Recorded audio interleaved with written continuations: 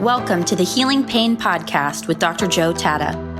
Each week, we interview top experts in physical therapy, pain science, and integrative pain care. You'll learn the most up-to-date information for treating and reversing persistent pain. This podcast is for educational purposes only and not intended to be used as personalized medical advice. And now, here's your host, Dr. Joe Tatta. Hey there, friends. Welcome to this week's episode of the Healing Pain Podcast. I am your host, Dr. Joe Tatta. As always, it's an honor and pleasure to be spending this time with you this week. Before we begin, just a couple of thank yous and some show notes as we move forward. I wanted to thank OPTP Products for hosting me on their webinar, which was on September 16th. I conducted a webinar for them on mindfulness and acceptance-based approaches for the treatment of chronic pain, and also talked about some information from my latest book, Radical Relief, which you can find on their website as well. Thank you for all the great people at OPTP. Make sure you check them out on their website, which is optp.com. Two other show notes for you. On October 21st, I'll be giving a 2-hour session on mindfulness and acceptance-based approaches for the treatment of chronic pain at the New York Physical Therapy Association Annual Conference. I hope to see you there. I also want to thank the NYPTA for inviting me this year. And then finally, you can catch me and today's speaker on the podcast at the 2021 Educational Leadership Conference in Atlanta, Georgia. The Excellence in Physical Therapy Education Conference highlights excellence in physical therapy as well as innovation. It's a collaborative effort by the APTA Academy of Education and the American Council of Physical Therapy. If you're a PT or a PT educator and you're going to be at this year's ELC conference, make sure to visit me and my colleague, Annette Wilkins. We're presenting a session called Mindfulness and Acceptance-Based Interventions in Physical Therapy Education. It's time to address the cycle of distress using evidence-based practice. Also, if you're attending the conference, make sure to catch the keynote by today's speaker, Dr. Nicole Piemonte. It's on Friday, October 22nd at 8 a.m. She'll be speaking about cultivating the habits of the heart of patient care, including compassion, vulnerability, and imagination.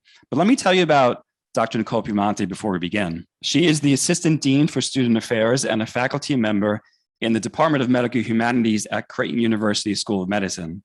She earned her PhD in Medical Humanities, where she focused on philosophy and medical ethics. Her current teaching and research focuses on incorporating the humanities into medical education in order to cultivate future practitioners who are attuned to suffering, vulnerability, and social justice. On today's episode, we discuss the benefits of confronting suffering and vulnerability, both in healthcare education as well as its impact on patient outcomes. Once again, I want to thank the New York Physical Therapy Association and the Educational Leadership Conference for inviting me to speak this year. It's a great honor. I look forward to meeting all of you. And without further ado, let's begin and let's meet Dr. Nicole. Hey there, Nicole. Welcome to this week's episode of the Healing Pain Podcast. It's great to have you here. Thank you, Joe. Thanks for having me. How are you doing? I'm doing good. I'm so glad we got a chance to connect. I've been trying to connect with you for a while now, and I'm excited to talk with you. You know, the topic of suffering is one that people living with chronic pain and the practitioners who treat them are intimately aware of.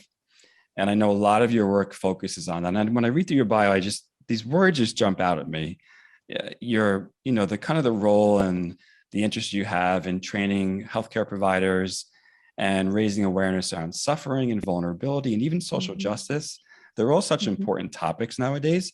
How did you become interested in those topics, even before they seem to become really popular in today's stratosphere? Yeah. Thanks for asking that question. It's really kind of a personal journey for me. So when I was a young graduate student, so I was, it was when I was a senior in college, my mom was diagnosed with advanced ovarian cancer. And so I chose to stay home in those later college years and commute and take care of her. And I became her primary caregiver. She lived for about 2.5 years with a really intense illness experience that really in a lot of ways was traumatic for me and for her and our family. She was a nurse, but we still were kind of navigating the world of medicine, not really knowing or understanding fully what that meant. And so when I was a young master's student, she died between my first and second year. And when she died, as she was kind of spending some of her last days in the hospital, a physician came in and offered her, it was either a fourth or fifth line chemotherapy treatment. Like, this is just the next thing that we do. And we thought, okay, I guess we're going to do this.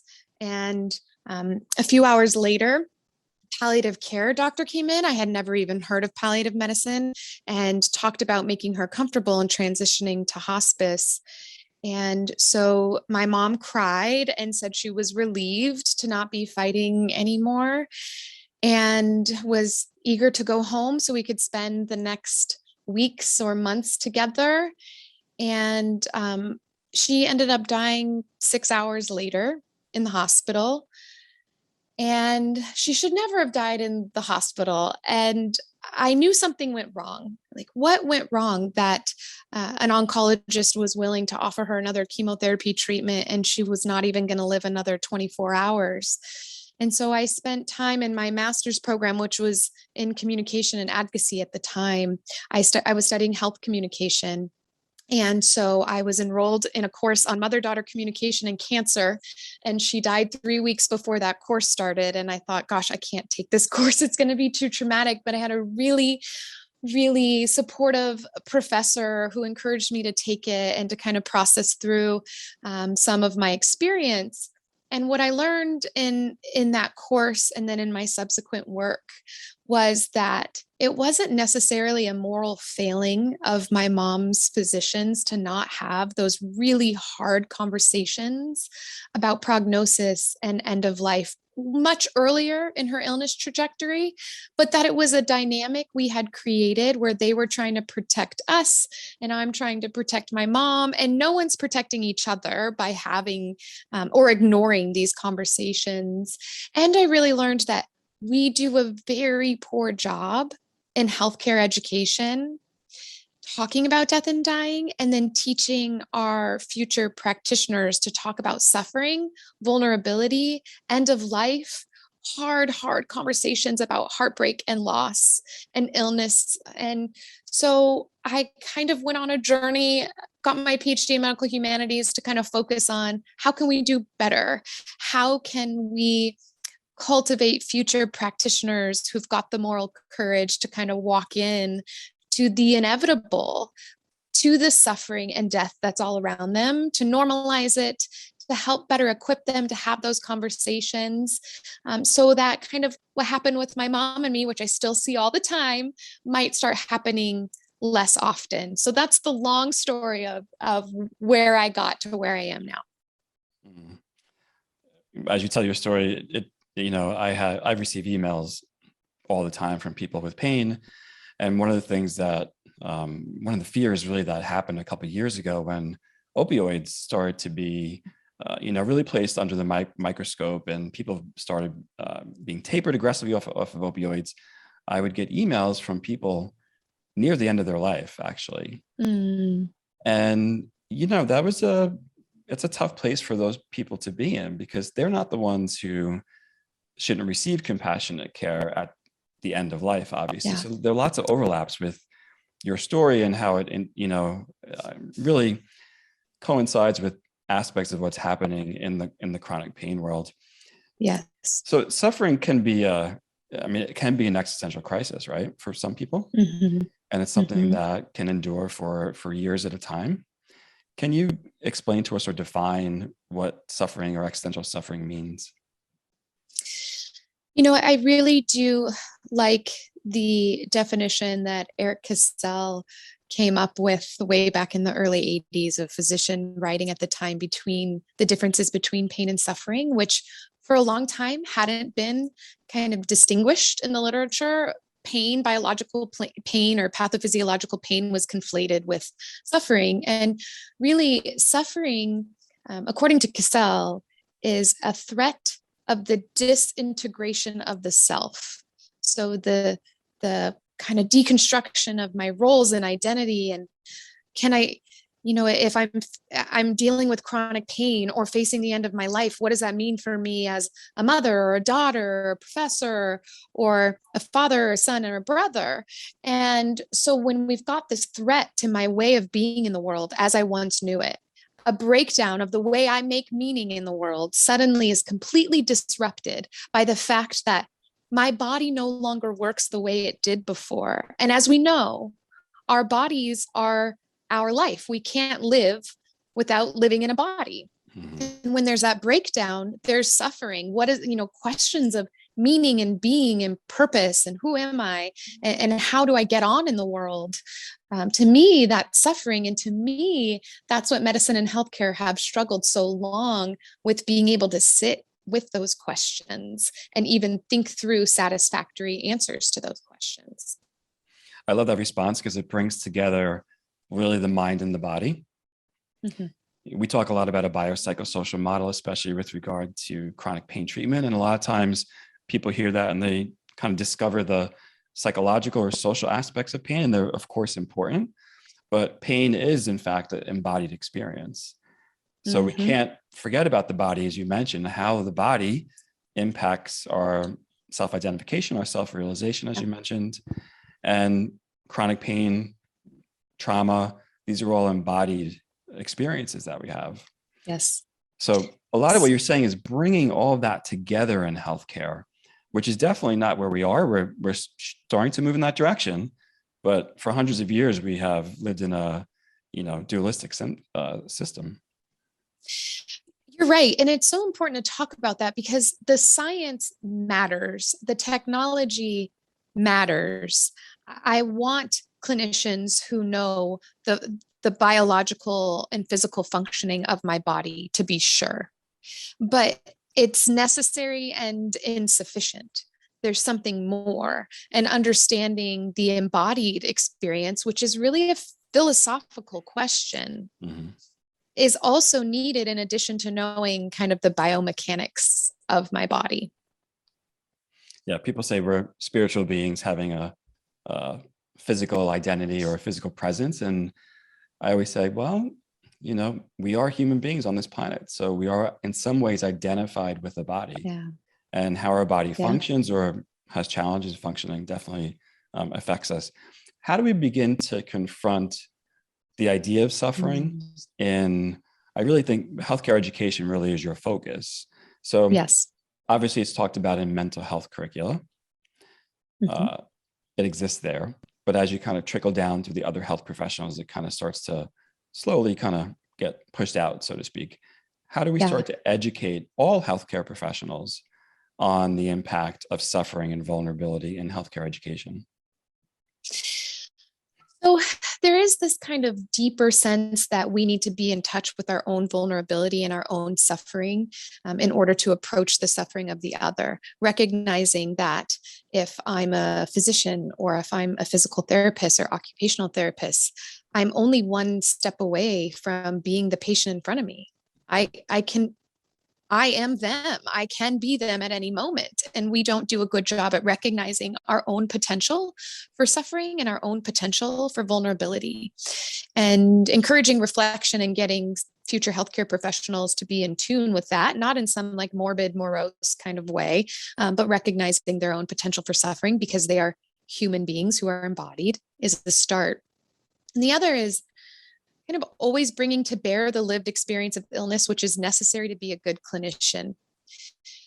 The good physician, for instance, she will shape her treatment plan around knowing what the illness or injury means to that person. OTs are good at this, occupational therapists, in a lot of ways, because when they have a patient, if they are, if the patient doesn't want to learn how to write a letter again, but they do want to learn how to pick up their grandchild or help her tie her shoes again, that's what the OT is going to focus on what brings meaning back to that patient's life. And I think that we can focus similarly in all the health professions on remembering that the alleviation of suffering in a lot of ways is restoring meaning and restoring kind of purpose. And even if that's a patient who's dying, we could have a team that focuses on what brings the most meaning to this person in the limited time that they have left? And it's probably not to die in the hospital, but to die in a place that they would want to be with their families. So getting our future health professionals to see the why of what they do, and that healing is so much more than fixing or curing the physical body, but healing is about alleviating suffering, and suffering comes from the destruction of someone's identity and meaning, and that we could participate in rebuilding that meaning for patients. Do you think the evolution of evidence-based medicine has taken some of that meaning out of healthcare? We're so focused now on the proper protocol, what intervention, what works, what population.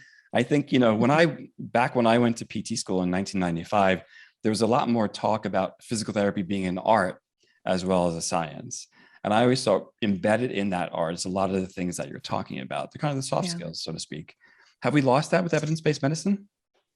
It's such a good question. And I feel like there's two questions within that question. And, one, evidence-based medicine is important. And I am so glad that it exists and that there is some rigor behind some things that we need. But when it comes to the clinician and patient, gut feeling matters, intuition matters, some anecdotal experience matters, and that you have to take into account some of the nuances and intricacies of human connection that evidence-based medicine can't capture. I like to think about the art and science of physical therapy, or the art and science of medicine, and that it's not that there is science I use sometimes, and then I throw art in when I need to use some art, or that it is only soft skills. It seems to me that when we mean the art and science of medicine or healthcare, it's always already both at the same time, that it's a practice, that it involves emotions and gut feelings and science, and that we're trying our best to put all of that together in some kind of gestalt to do the right thing for the person in front of me. And a lot of times those aren't even soft skills, because it's in order to get the right diagnoses, in order to figure out the right treatment plan, I use intuition and connection. And then it helps me be a better clinician in a hard science kind of way. And so it's not just bedside manner that we're talking about, or compassion, or being nice, but that being a good clinician requires human connection. I know a lot of your work focuses on implementing this into the curricula of different health professionals. How have you started to do that, and where have you seen the most success? So fortunately, I am at Creighton University, which is a Jesuit private medical school. And the benefit of that are the Jesuits are very into personal professional development, character formation, reflection, and the liberal arts. And so my background in the medical humanities has been fully and warmly accepted by Jesuit education and by the leadership. So some of the struggle we have in medical education, for instance, is if leadership hasn't bought in to the benefit of something like the medical humanities. So using philosophy, history, literature, social science, anthropology, art to think about medicine, that's the medical humanities. If leadership hasn't bought in, you're probably not going to get a lot of space in the curriculum. And then it's just kind of a tacked on experience, or it's extracurricular.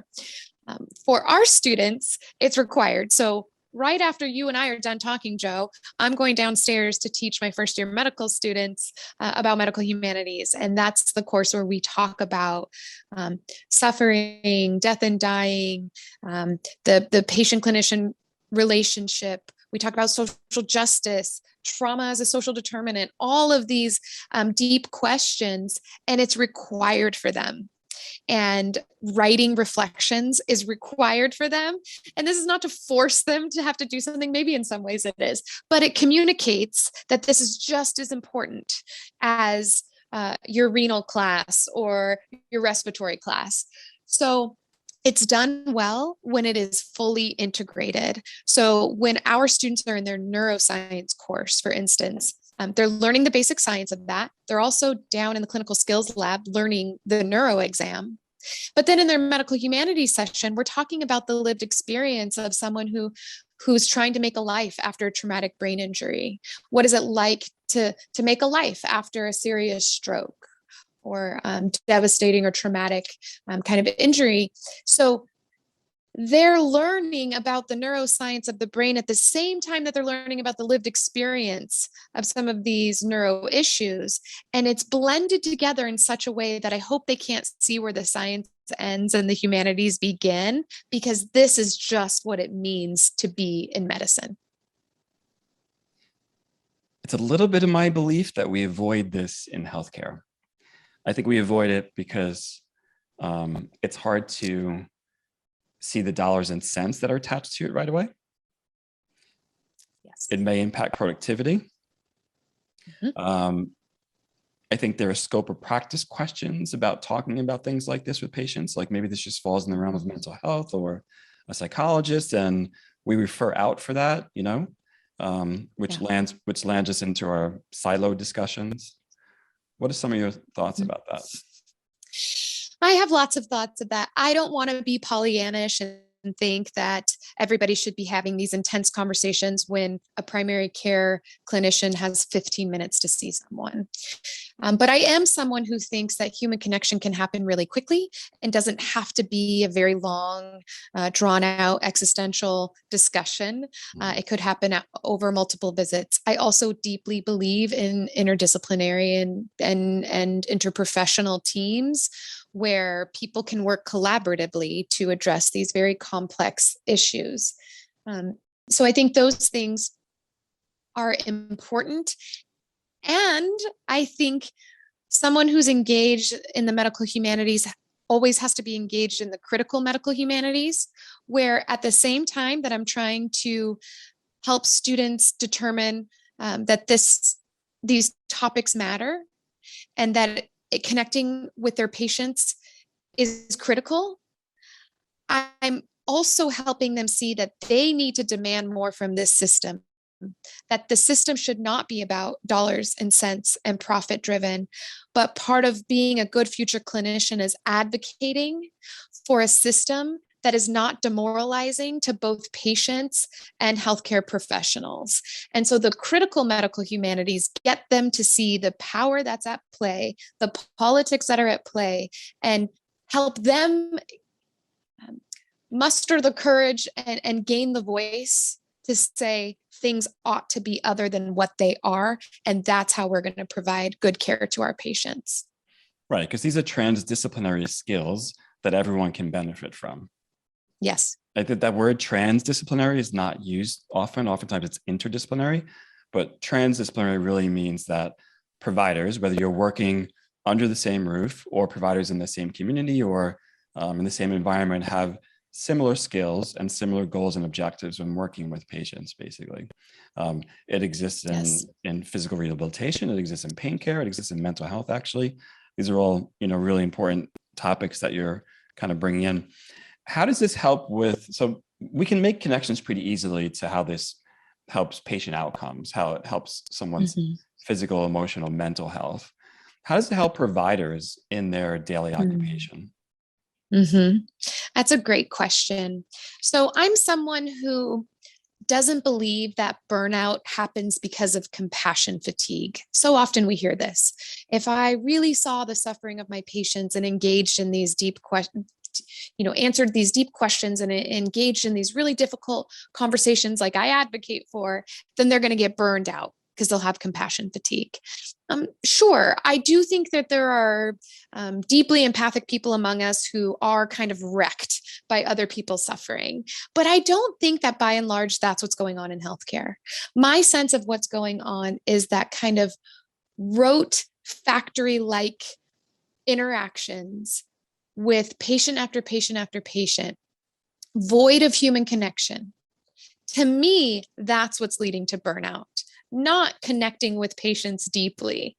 And so if we can advocate for these kinds of changes in healthcare education and in the healthcare system that help people see vulnerability and suffering, walk into it, connect with others, I think that brings meaning and purpose and sustainability and protection against burnout in the way that the system is now actually undermines all of that. And that's what I think's leading to burnout.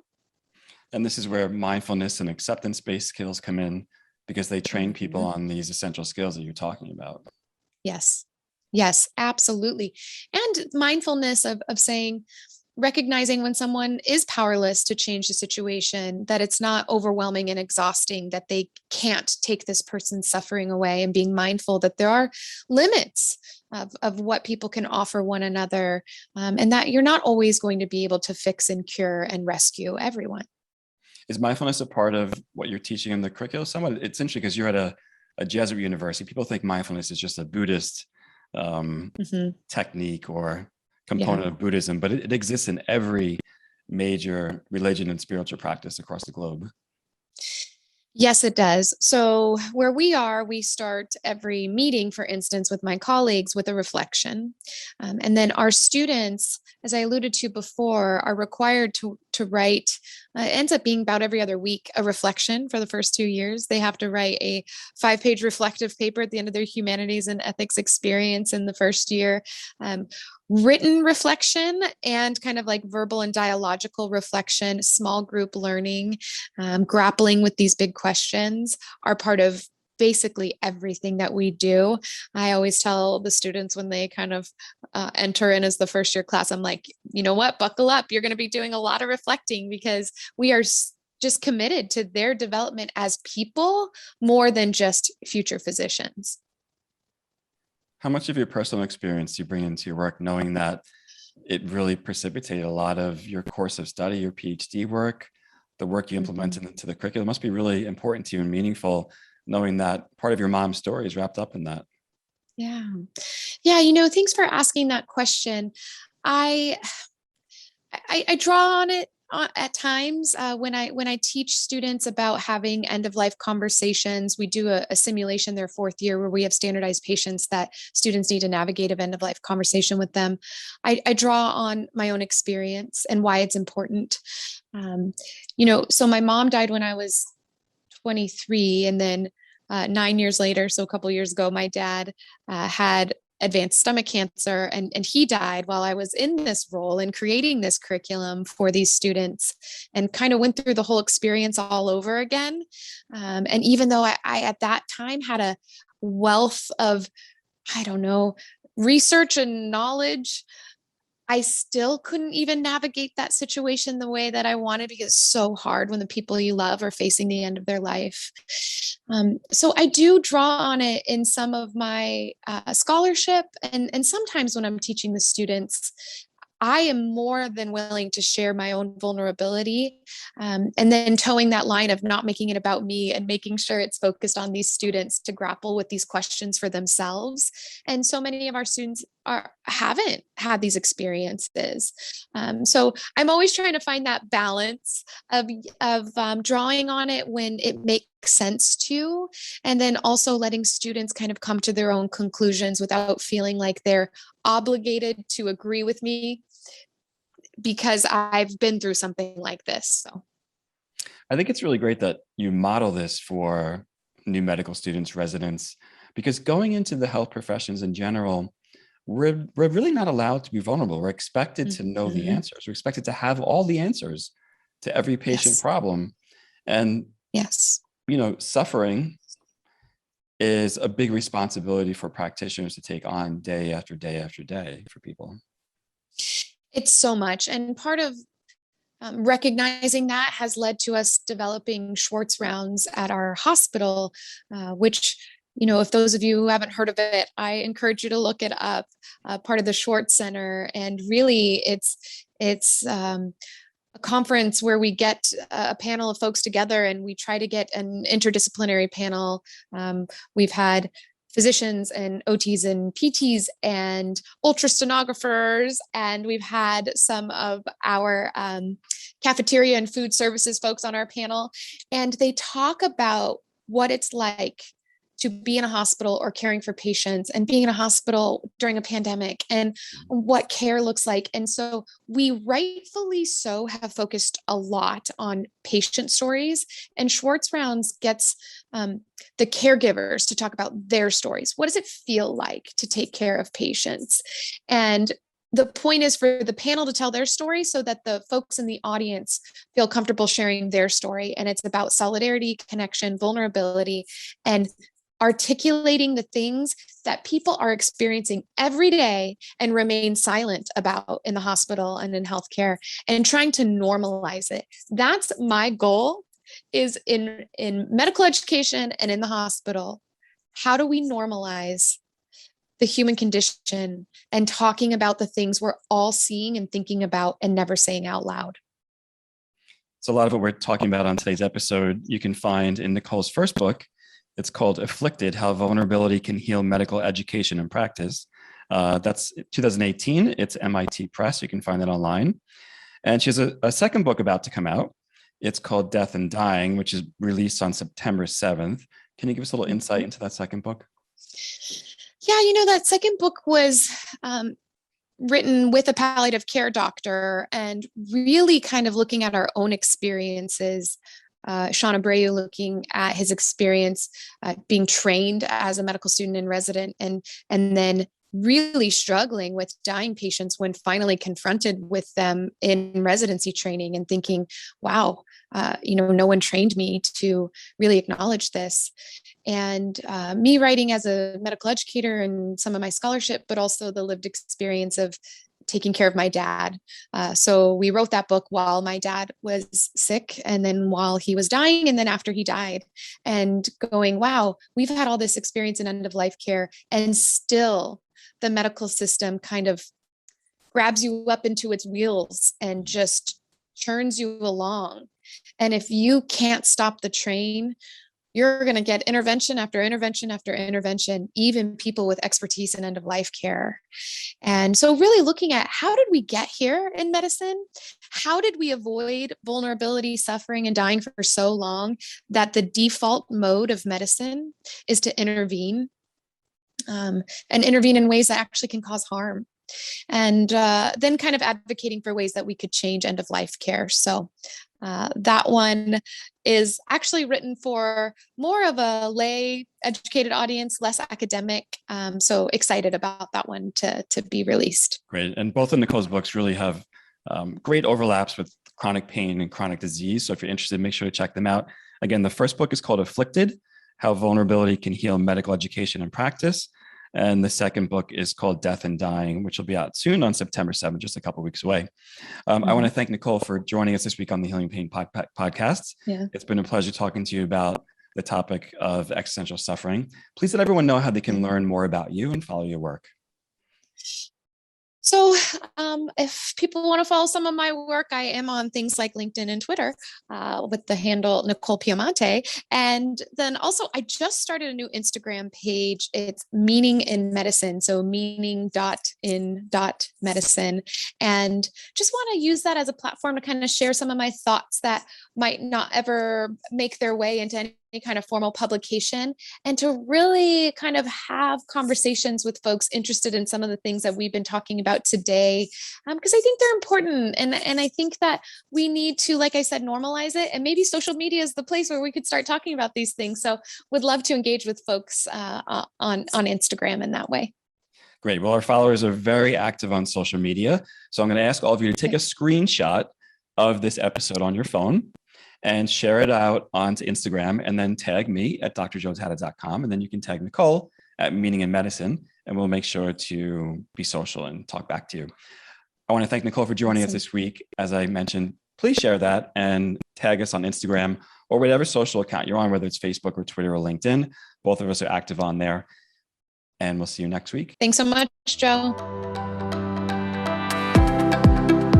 Thank you for listening to the Healing Pain Podcast with Dr. Joe Tatta. To subscribe to the podcast and learn more, visit Integrative Pain Science Institute.com. That's Integrative Pain Science Institute.com. Sign up to receive weekly updates, leave a review on iTunes, and share this episode with your friends.